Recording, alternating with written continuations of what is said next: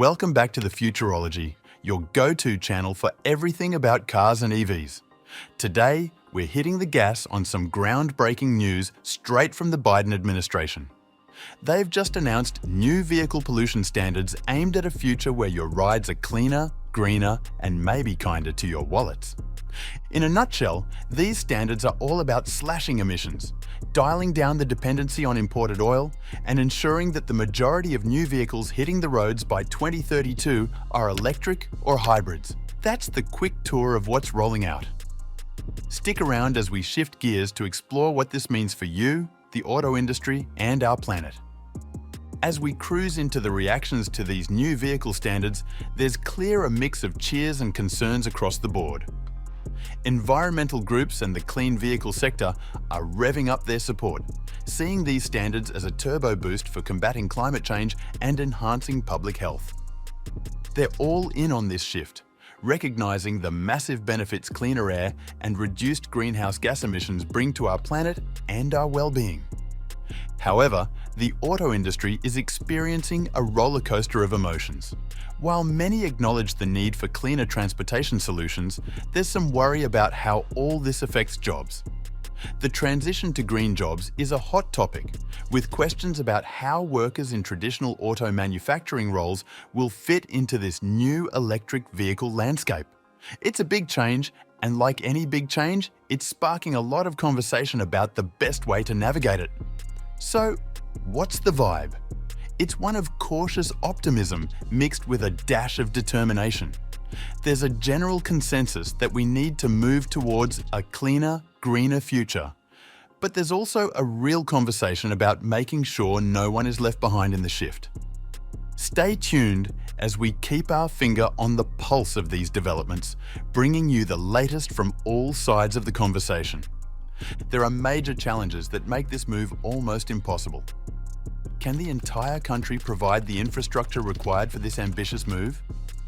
Building enough charging stations to support a nationwide fleet of electric vehicles, EVs, requires massive investment and time. The supply chain to pull it off just does not exist, and do you see it existing in another 8 years? Scaling up production of EVs demands a robust supply chain for critical materials like lithium for batteries, which currently faces limitations. Finally, why would you force traditional car owners to adopt something they do not want? Convincing a majority of consumers to switch to EVs involves overcoming concerns about cost, range, and charging time, requiring substantial advancements in technology and reductions in price. As we look to the horizon, the Biden administration's climate agenda claims to shine as a beacon for the future, with these vehicle standards being a crucial gear in the machinery aiming to reduce greenhouse gas emissions across the board. This move is not just about making cars cleaner. It's part of a larger strategy to cut down on pollution in every sector, from energy production to transportation, all in a bid to combat climate change and secure a healthier planet for future generations. But is this really the way to go? And then there's the global race. The US is revving its engines to take a leading position in the clean transportation market, a sector that's accelerating rapidly worldwide. With countries like China already speeding ahead, the stakes couldn't be higher. These standards aren't just about catching up, they're about taking the lead, showcasing American innovation, and driving home the message that the US is serious about pioneering the transition to a sustainable future or not. We have to just watch as it unfolds in the coming years. In this global context, the commitment to electric and hybrid vehicles is a clear signal to the world. The US is ready to compete, innovate, and win in the clean transportation arena. It's about securing not just environmental wins, but economic and strategic ones too, as we steer towards a future where clean energy and transportation play key roles in defining global leadership. In all of this, some Republicans have openly voiced their disappointment at this move by the Biden administration, with a tweet on X from Team Trump vocally stating that crooked Joe Biden's insane and radical EV mandates will ban your gasoline-powered vehicles and force you to buy expensive and unreliable electric vehicles. Other people also make remarks that question this policy in various online forums.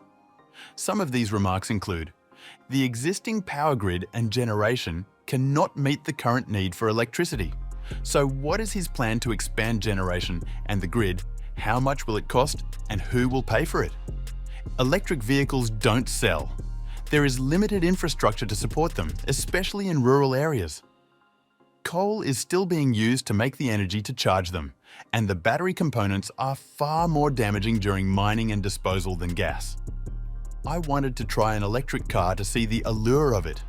It was the most stressful driving experience I've ever had. The charging stations were broken, a quick charge was 45 minutes, the line to get a machine was even longer.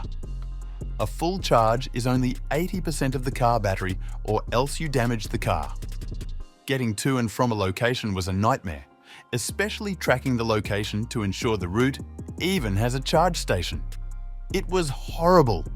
Simply put, our current infrastructure is not designed to accommodate everyone who owns one of these cars. Electric vehicles are not zero emissions. Look at the environmental cost to build and recycle, plus the lithium battery fires.